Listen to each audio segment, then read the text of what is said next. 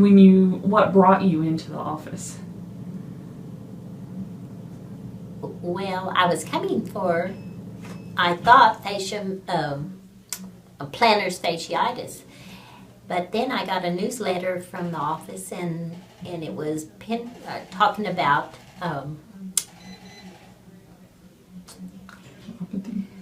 neuropathy, and I thought, this sounds more like the problems I'm having, because I wasn't able to sit for a period of time without my legs going to sleep. My feet were always numb, and and they would tingle and burn, but yet they'd be cold. And so I just came on in and did the evaluation, and I've had 20 treatments, and it's feeling a lot better, and I still have some work to do, but I'm happy with how it's going.